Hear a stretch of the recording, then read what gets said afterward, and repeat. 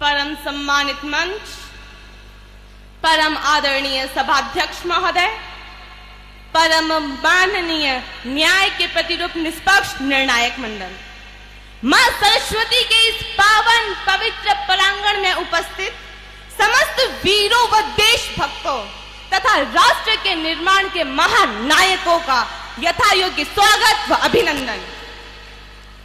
इस सदन की राय में मेरी राय संलग्न करते हुए निर्विवाद रूप से उद्घोष करती हूं कि समान नागरिक संहिता देश हित में है, इसमें किंचित मात्र भी संदेह नहीं है।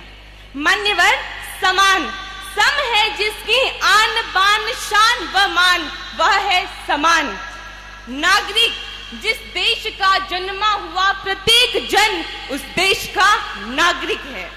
संहिता देश के हृदय के अंदर सभी के हितों को सुरक्षित रखने के भाव से रची हुई नियमावली ही संहिता है। देश जो हमें सब कुछ दे सकने का दे आदेश, वही है देश।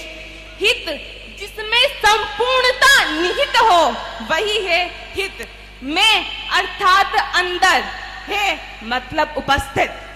मान्यवर, आज हमारा देश कई वर्ग, वर्ण, व्यवस्था, तबका, रीति, रिवाज, रस्म, धान, परिधान, वेश, परिवेश, बोली, चाली, लहजा, अनुशंसा, प्रशंसा, लय, रिदम, समाज व समाज की रस्में, धर्म तथा धर्म की मान्यताएं, धर्म के प्रति अपनी व्यक्तिगत सोच, धन तथा धन पाने की लालसा, सुख समृद्धि पाने की एक चाह की राह में राष्ट्र व राष्ट्रता व राष्ट्रभाव व राष्ट्र के प्रति कर्तव्य व राष्ट्र ही मैं हूँ व राष्ट्र ही मेरा है, यह विचार मानो आज केवल स्थानीयता में, क्षेत्रीयता में, प्रांतीयता में, आरक्षण में व आरक्षण के रक्षण में इन विभिन्नताओं, विषमताओं की जटिलताओं के जकड़बंब के भंवर से निकालने की एकमात्र नाव पतवार समान नागरिक संहिता ही है।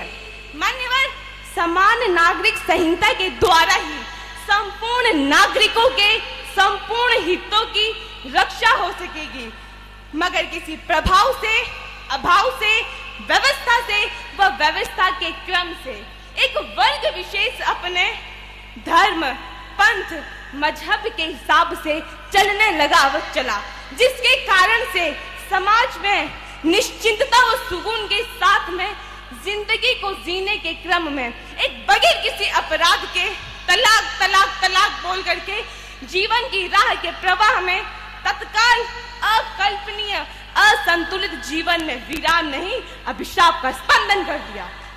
लिहाजा समान नागरिक संहिता के अभाव में समाज की सामाजिकता खतरे में पड़ जाती है।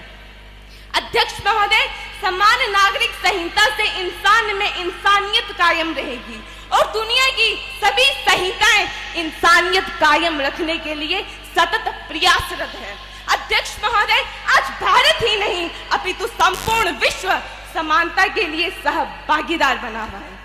आज हम कहते हैं कि सभी में खून का रंग लाल है और सभी समान, बगैर लिंग भेद, रंग भेद, जाति भेद, क्षेत्र व स्थान के बिना भेद समानता के अधिकार को पाकर के अपने कर्तव्य के प्रति जागरूक होते हुए विकास की राह पर विकासशील होते हुए विकसित अवस्था को प्राप्त करने की ओर अग्रसित है। तो फिर किस दृष्टि व किस दृष्टिकोण से समान नागरिक संहिता देश का अहित कर सकती है?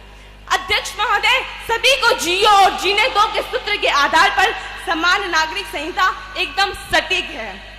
हिंदू, मुस्लिम, सिख, ईसाई, हम सब है भाई भाई, इस नारे की जान भी समान नागरिक संहिता ही है। अन्यथा कहनी व कथनी में अंतर आ जाएगा और भाव में अंतर तो कर्म में अंतर आता है, कर्म में अंतर तो परिणाम में अंतर, और परिणाम के अंतर को समाप्त करने की विधि ही समान नागरिक संहिता है।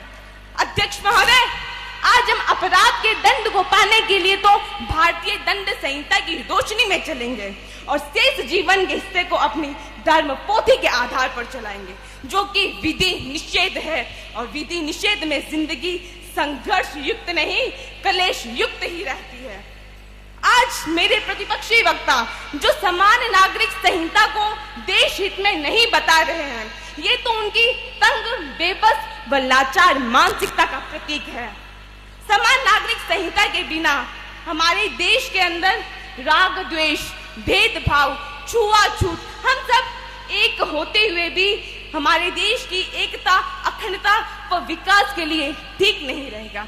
और मेरी भारत माता की सदैव यही मंशा रही है कि मेरे लाल माला माल रहे, और इसके लिए समान नागरिक संहिता ही एक महत्वपूर्ण आधार की आधारशिला है। धरा बेच देंगे, गगन बेच देंगे, कली बेच देंगे, चमन बेच देंगे, समान नागरिक संहिता के बिना वतन के रखवाले सत्ता के लिए वतन बेच देंगे। इन तमाम तथ्यों व परिस्थितियों को मध्य निगाह रखते हुए संविधान के अनुच्छेद 14, 15, 16, 17, 19, 21 व 44 में भी संविधान समान नागरिक संहिता को देश हित में स्वीकार किया है। तो फिर मेरी प्रतिपक्षी वक्ताओं के बोलने से क्या फर्क पड़ता है? अतः इस समग्र शाब्दिक व्याख्यान से, सुव्यवस्थित ढंग से, अखंडित तर्कों के साथ में स्पष्ट हो चुका है कि समान नागरिक संहिता ही देश हित में है। अतः इन्हीं शुभेच्छाओं के साथ मैं अपनी वाणी को विराम देती हूँ। जय हिंद, जय भारत, धन्यवाद।